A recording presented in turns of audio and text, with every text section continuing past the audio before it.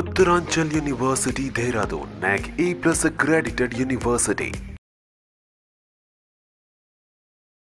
Hello Ram గారు. Hi నారాజు. Happy మనీలో third episode అండి. సో ప్రీవియస్ వీడియోలో మనీ స్క్రిప్ట్స్ అనేవి మనల్ని ఏ క్యారెక్టరిస్టిక్స్ కింద గాడిన కట్టి పెడతాయి అని చెప్పేసి, అంటే మనం ఎక్కడ ఆగిపోతాము, ఏ విధంగా మన సైకాలజీ బిహేవ్ చేస్తే మనీ పట్ల మనం ఏ విధంగా ముందుకెళ్లకుండా ఆగిపోతామని చెప్పడానికి మనీ స్క్రిప్ట్స్ అనేది ఒక బేసిక్ పాయింట్ చెప్పారు. ఇందులో ఎక్స్ట్రీమ్ చెప్తానన్నారు. సో ఈ ఎపిసోడ్లో ఏం చెప్తున్నారు? అయితే ఈ మనీ స్క్రిప్ట్స్ ద్వారా పర్సనాలిటీస్ తయారవుతాయి. నారాజు, లాస్ట్ టైం మనం అనుకున్నాం, what does your money script say about you. ప్రతి మనిషికి స్క్రిప్ట్స్ ఉంటాయి జీవితానుభవాల వల్ల. ఈ స్క్రిప్ట్లో మీరు తయారు చేసుకున్న స్క్రిప్ట్ కాంబినేషన్ మొత్తం కలిపేస్తే మీకంటూ ఒక పర్సనాలిటీ డెవలప్ అయితే ఆ పర్సనాలిటీని ఏమంటారు, దాని క్యారెక్టరిస్టిక్స్ ఎలా ఉంటాయి, మీ దగ్గర ఉంటుందా, డబ్బు ఉండదా, ఇది చెప్పచ్చు. అంటే ఉన్నవాళ్ళ కాదని. బట్ దానికి ముందు మనం let us understand we spoke. ఈ స్క్రిప్ట్స్ ఏం చెప్తుందంటే మనిషి ఫైనాన్షియల్ ఫ్రీడమ్, ఆర్థిక ప్రగతి, లైఫ్లో డబ్బుకు సంబంధించిన వర్రీస్ ఏమీ లేని పరిస్థితి, తను అనుకున్నట్టు జీవితం ముందుకు సాగగలిగిన స్థితి, ఇవన్నీ పొందుతున్నాడా లేదా అన్నది ఈ స్క్రిప్ట్స్ను మనం పరిశీలిస్తే ఈ స్క్రిప్ట్ ద్వారా ప్రతి మనిషి తనను తాను అర్థం చేసుకోవచ్చు. ఇది అందరూ చూడాల్సిన అవసరం ఉంది. ఎందుకంటే నారాజు, మనం ఎప్పుడు మన ఆలోచన విధానం గురించి ఆలోచించాం. అసలు నా ఆలోచన ఎక్కడైనా లోపం ఉందా, నా ఆలోచన ఇంప్రూవ్ చేసుకోవాల్సిన అవసరం ఉందా, నా ఆలోచన వల్లే ఇది సాధించగలుగుతున్నానా లేదా అన్నది మనం ఎక్స్టర్నల్ కండిషన్స్ మీద ఎక్కువ ఆధారపడి ఉంటాం. అయితే మనం ఇవాళ ఈ ఎపిసోడ్లో నిజంగా ఎంత సైంటిఫిక్గా మనల్ని మనం ఎట్లా అర్థం చేసుకోవచ్చో చూద్దాం. Okay sir. These are people Ted and Brad. ఒక ఆర్థిక శాస్త్రవేత్త, ఒక మానసిక నిపుణుడు, సైకాలజిస్ట్ అండ్ ఎకానమిస్ట్, ఇద్దరు కలిసి ఆలోచించారు. డబ్బులు చాలామందికి అందరికీ ఉంటాయి కదా, ఏంటి ప్లానింగ్ వల్లనా, చాలా తెలివైన వాళ్ళు అని. పోనీ వాళ్ళ ఆలోచన విధానం ఎట్లుంటుంది అని. ఈయనేమో ఆలోచన విధానం చేస్తున్నాడు సైకాలజిస్టు, అతనేమో డబ్బుల ప్లానింగ్ గురించి మాట్లాడుతున్నాడు. వాళ్ళిద్దరూ చాలా కాలం పాటు చర్చిస్తే వాళ్ళకి అర్థమైంది ఏంటంటే సైకాలజీకి మనీ ప్లానింగ్కి చాలా సంబంధం ఉంది, దగ్గర సంబంధం ఉంటుంది. అంటే ఆర్థిక నీ ప్రగతి, నీ డబ్బు. ఇప్పుడు చాలామందిని మనం చూసింటాం నారాజు, డబ్బులు ఉండి కూడా లేనట్టున్న వాళ్ళు, లేకుండా కూడా ఉన్నట్టున్నవాళ్ళు. అసలు ఏది కరెక్ట్ అన్నది కాకుండా ఇది ఆలోచన విధానం వల్లే వస్తుంది అని కొన్ని లక్షల మందిని ఇద్దరు కలిసి స్టడీ చేశారు. వాళ్ళ ఆలోచనలు, వాళ్ళ నమ్మకాలు, వాళ్ళ విలువలు, వాళ్ళు ఖర్చు చేసే పద్ధతి, వాళ్ళ డబ్బు గురించి, వాళ్ళ జీవితంలో వాళ్ళ అభిప్రాయాలు, ఇట్లాంటివన్నిటిని స్టడీ చేశారు. ఒక పెద్ద రీసెర్చ్ తర్వాత what they understood is that your believes on money will tell your financial outcome. డబ్బు మీద ఉన్న నీ నమ్మకం, నీ అభిప్రాయం ఏదైతే ఉందో అదే నీ ఆర్థిక ప్రగతిని నిర్ణయిస్తుంది. ఇవాళ నువ్వు రిచ్గా ఉన్నావంటే అర్థం ఏంటంటే, మనం ఏం పర్వాలేదు, పోయినా పర్వాలేదు. కొంతమంది అంటారు చూసారా, ఏదన్నా ప్రమాదం, ప్రాణం పోతే మళ్ళీ వస్తుందా, డబ్బులు పోతే మళ్ళీ సంపాదించుకోవచ్చు, ఇది నమ్మకం. ఎట్లా పోగొడతారా అంత డబ్బులు, నేను నీ తమాషా అనుకున్నా, ఎట్లా చెట్లకు కాసిందా అంటే డబ్బుకి ఎంత, నీ మాటల్లో దేనికి ఇంపార్టెన్స్ ఇస్తున్నావు, ఏది ముఖ్యమైందని నీకు అర్థమవుతుంది. సో నీ ఒపీనియన్ ఏదైతే ఉందో ఆ సమయానికి దేవుడు ఇవ్వకపోతాడా అనే నమ్మకం ఉంటుంది. అమ్మో, నాకు అస్సలు తలుచుకుంటే భయం వేస్తుంది తెలుసా, ఎంత ఇన్స్టాల్మెంట్ ఉందా, వడ్డీ పెరిగిపోతుంది, అస్సలు నేను ఆ ఆలోచన వచ్చిందో శరీరమే కంపించిపోతుంది. డబ్బు గురించి వచ్చిన నీ ప్రతి ఆలోచనే ఇప్పుడు ఏమవుతుంది, ఎందుకు ఇట్లా అంటే డెసిషన్స్ కూడా దాని మీద ఆధారపడి ఉంటాయి. ఇంత కంపించిన వాడిని నేను ఫర్దర్ అప్పు చేయగలనా? మీరు చెప్పిన 4 క్యారెక్టరిస్టిక్స్, అంటే మీరు చెప్పిన క్యారెక్టరిస్టిక్స్ ఒక మదర్లో చూడగలుగుతాము. అంటే నేను అనేది క్యారెక్టరిస్టిక్స్ మీరు 4 చెప్పారు. డబ్బు ఏమైనా చెట్లకు కాస్తున్నాయని చెప్పి ఇంట్లో 4 క్యారెక్టర్సే ఉంటారు, 4 మాట్లాడుకుంటారు. తల్లి ఆ పాయింట్లో ఉండొచ్చు, అంటే డబ్బు విలువ ఎక్కువ తెలిసి ఉండొచ్చు. ఇంకొకరికి ఆ టైంకి దేవుడే ఇస్తాడులే అనేటువంటి ఆలోచన తండ్రికి ఉండొచ్చు.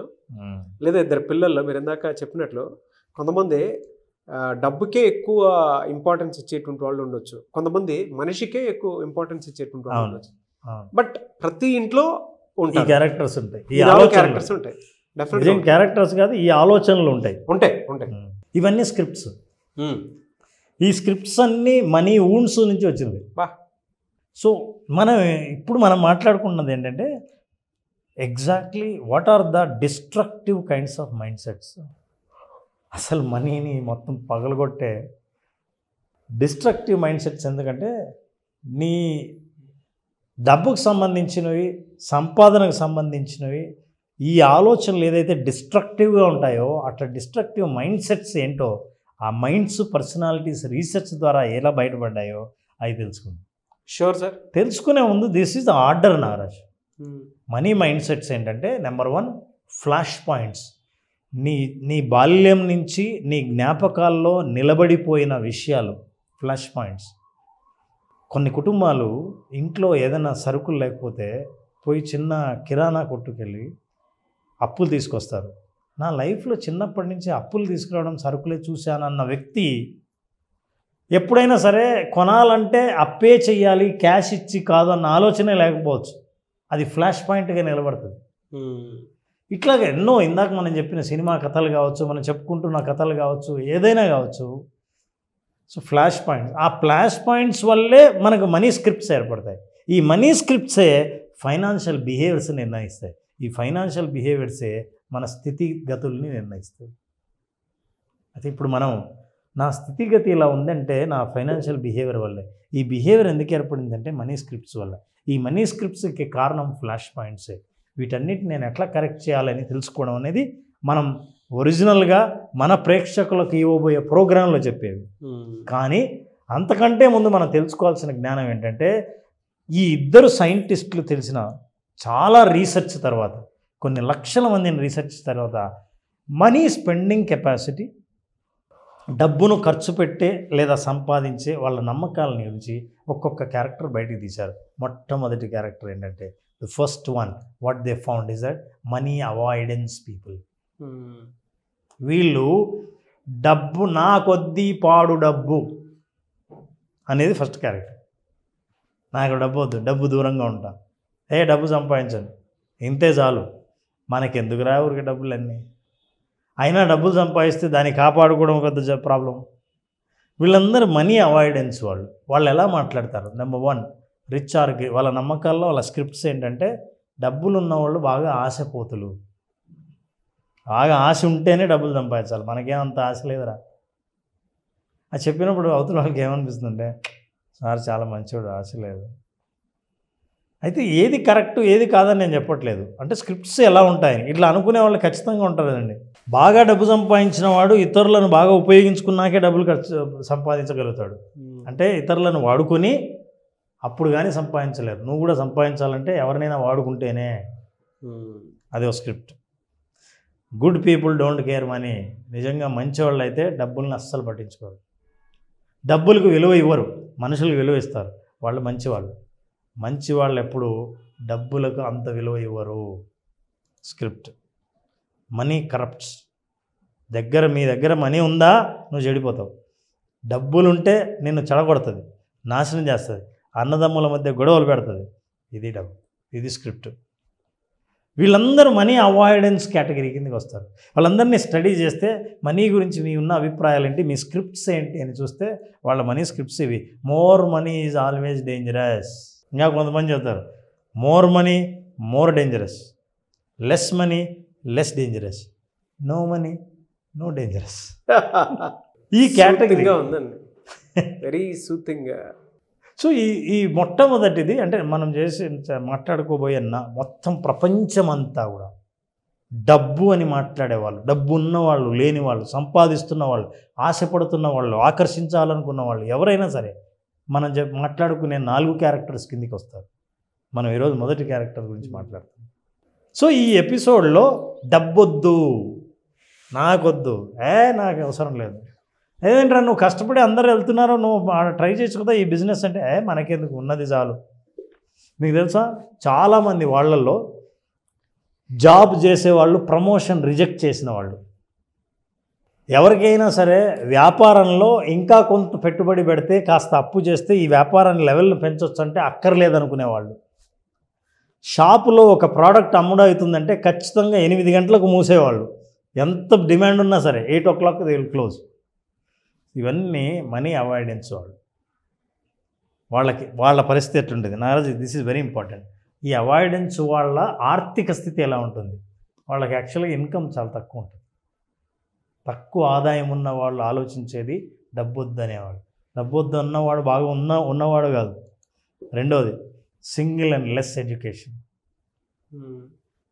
పెద్ద కుటుంబం ఉండి బాధ్యతలు ఉన్నవాడు కాదు. ఎడ్యుకేషన్ కూడా వీళ్ళకి చాలా తక్కువ ఉంటుంది. బాగా ఎడ్యుకేటెడ్ కాదు. And lower net worth. మనిషి యొక్క నెట్ వర్త్ చూస్తే చాలా లో ఉంటుంది. ఇతను దేనికి పనికి వస్తాడు, ఏం కాంట్రిబ్యూట్ చేస్తాడు సొసైటీకి, ఇందువల్ల ఏం ప్రయోజనం?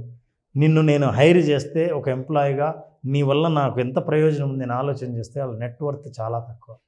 పోనీ నీ ఆస్తులు, నీకున్న కారు, నీకున్న బంగ్లాలు, నీకున్న డబ్బు, నగలు ఇవన్నీ చూస్తే కూడా చాలా zero. So net worth of individual and also their assets చాలా తక్కువ ఉంటాయి. మనీ డిజార్డర్స్ అంటే స్క్రిప్ట్స్ చెప్పాం కదా, అది వద్దు, ఇది వద్దు, ఇది అయితే చెడిపోతారు, ఇట్లయితే ఇట్లా ఉంటుంది అని ఈ డిజార్డర్స్ కలిగి ఉంటారు. ఈ లక్షణాలందరూ కలిగి ఉన్న వాళ్ళు మనీ అవాయిడెన్స్ చేసేవాళ్ళు లేదా మనీ అవాయిడ్ చేస్తున్న వాళ్ళందరికీ ఖచ్చితంగా వాళ్ళ లైఫ్లో ఇది ఉంటుంది. ఇప్పుడు మీరు ఆలోచిస్తే లోయర్ ఇన్కమ్, అవును నేను ఇలాగే ఆలోచిస్తాను కదా, ఇది కదా నా మైండ్ సెట్ అని ఆలోచించగలిగితే you identify yourself that you are money avoidant person. So Naraju, these are all the characteristics మనం మాట్లాడుతూ మొదటి క్యారెక్టరిస్టిక్ గురించి మాట్లాడాం. Lower income, single and less education, lower net worth, money disorders. కానీ ఇందులో common thing sir, good or bad, positive or negative. అవును, we are not talking good or bad. Yes యాక్చువల్గా money disorder అనేది ప్రతి ఒక్కరికి ఉంటుంది. అయితే పోను మనం ఒక్కో క్యారెక్టరిస్టిక్స్కున్న లక్షణాలు మనకి ఎంత దగ్గరగా ఉన్నాయి, మనం ఎక్కడున్నామని తెలుసుకునే అవకాశం ఉంటుంది. ఎస్, రియలీ ఫెంటాస్టిక్ సబ్జెక్ట్ అండి తెలుగులో అయితే నాకు తెలిసి. దీని మీద ప్రతి దాంట్లోనూ ఒక్కొక్క పాయింట్ తీసుకుని బుక్ రాస్తే మాత్రం చాలా పెద్ద సైకాలజీ ఉంది. మనం ఎక్కడో ఫారిన్ కంట్రీస్ బుక్ మొత్తం చదువుకుని ఎవరెవరో ఆథర్స్ పేరు రాసింది చదువుకుని ఇచ్చేస్తూ ఉంటాం. But it's a very good subject. I really loved it. చాలా నేర్చుకోవడానికి అవకాశం ఉండేటువంటి సబ్జెక్ట్ ఇది. డబ్బుని ఎలా అర్థం చేసుకోవాలి అనేటువంటి దానికి, అంటే మనం హ్యాపీనెస్గా ఉంచుకోవడానికి డబ్బు ఎంతవరకు అవసరం, దాంతోపాటు ఎంతవరకు ట్రావెల్ చేయాలి, ఇది ఎంతవరకు బై ప్రోడక్ట్, బై ప్రోడక్ట్ అని చెప్పడానికి it's a pure science and psychology. Yes, really fantastic అండి. అంటే యాటిట్యూడ్ని చాలా చేంజ్ చేసుకోవడానికి ఇందులో అవకాశం ఉంది. చాలా scope. Thank you so much Ram garu. Thank you Naraj. మన ప్రేక్షకులకు ఎవరికైనా ఇంతవరకు మనం చేసిన విజువలైజేషన్ నుంచి ఎవరైతే ఆర్థిక స్వేచ్ఛను కోరుకుంటున్నారో, ఆర్థికంగా నా దగ్గర డబ్బు ఎందుకు నిలబడడం లేదు, డబ్బు గురించి ఆలోచిస్తే చాలు ఆందోళన ఎందుకు పెరుగుతుంది, ఇట్లాంటి ఆందోళన నుంచి బయటపడాలంటే నా సైకాలజీ నా పరిస్థితుల్ని ఎంతవరకు మారుస్తుందో తెలుసుకోవాలంటే విజువలైజేషన్ June 10th స్టార్ట్ చేసే విజువలైజేషన్లో అటెండ్ అవ్వాల్సిందే. కంప్లీట్గా కొత్త కంటెంట్తో, హ్యాపీ మనీ అనే పేరుతో విజువలైజేషన్ సెషన్స్ స్టార్ట్ చేస్తున్నాం. 5 రోజుల పాటు జరిగే ఈ సెషన్లో మనిషి యొక్క నమ్మకాలు ఎక్కడ బలహీనంగా ఉన్నాయి, ఎక్కడ బలంగా ఉన్నాయని ఒక టెస్ట్ ద్వారా వాళ్ళే అర్థం చేసుకునే మనం ఒక ప్రాసెస్ని మొదలుపెట్టి చివరికి ఆర్థికంగా బలంగా వాళ్ళ నమ్మకాలను ఏర్పాటు చేసుకునేటట్టుగా ఈ కోర్సులో మనం తయారు చేయడం జరుగుతుంది. ఖచ్చితంగా గాయాల నుంచి బయటపడి ఆరోగ్యంగా పరుగు పెట్టేంత ఎనర్జీని వాళ్ళకు పొందేటట్టు మనం విజువలైజేషన్ 2.0 డిజైన్ చేయడం జరిగింది. నారాజ్, ఫెంటాస్టిక్ అండి. I'm eagerly waiting for 10th batch. నేను కూడా జాయిన్ అవుతాను, ఎందుకంటే ఫస్ట్ బ్యాచ్ కాబట్టి. Yes. Thank you sir. Thank you so much Ram garu. Thank you Naraj. Thank you. Suman టీవీలో మీ పర్సనల్ అండ్ బిజినెస్ ప్రమోషన్స్ కోసం కింది నెంబర్కి కాంటాక్ట్ చేయండి.